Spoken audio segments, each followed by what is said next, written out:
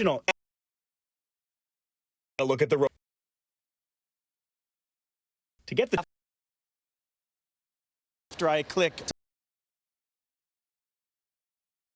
technology that makes that happen. those yellow pods, sort of like Santa's sleigh, if you will, except instead of there being one, there's literally thousands of them here in this warehouse right here behind me. So what's actually happening here? Well, the minute that somebody orders something on Amazon.com, as long as it's here, it's robotically sent to these packers.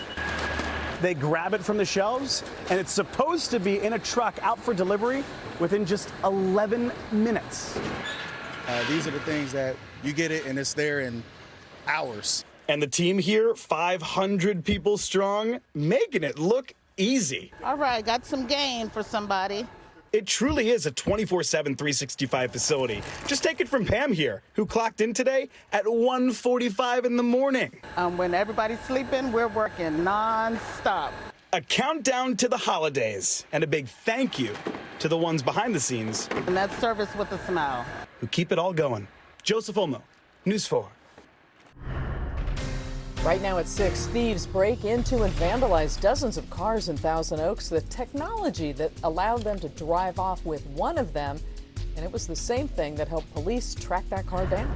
And the rising cost of tuition and housing in Los Angeles has some UCLA students struggling to afford the basics. But there is hope thanks to fellow classmates. Plus, a truce in Gaza, what the White House is saying about the latest agreement reached between Israel and Hamas and how long it could last.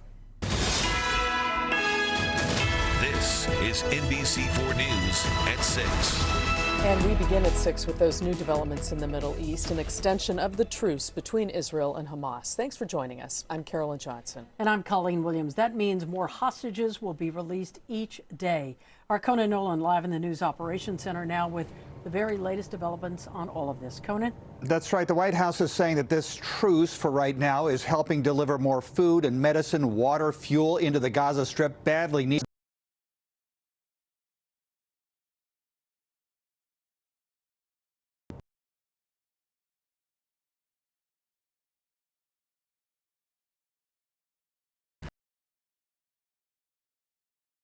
Temporary truce continues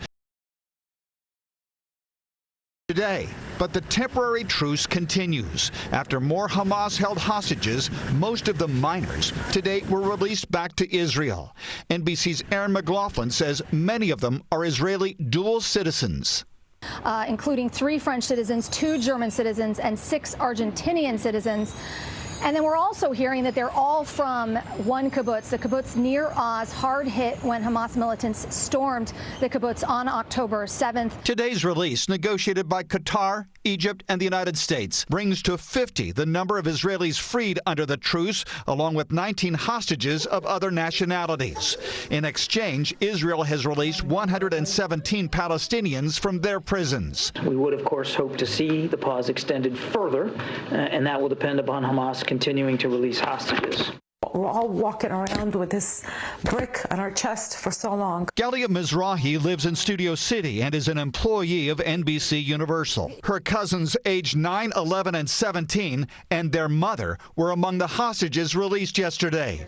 The family honored today at a prayer service. My aunt and my uncle see them lose their son and lose their 20-year-old granddaughter who were murdered that day before the rest of the family was kidnapped.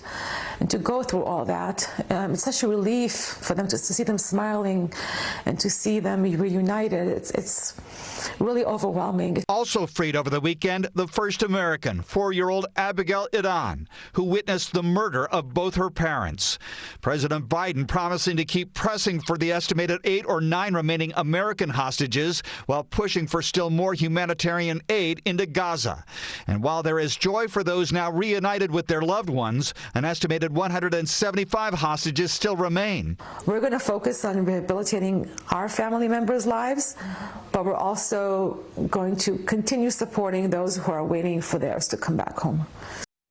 Part of the complication, Hamas says it doesn't even have control over all of the hostages. Some of them were taken by splinter groups, a few apparently by Gazan citizens themselves who went over the border and took hostages. Hamas says they're not even sure where they are. I'm Conan Nolan, NBC4 News.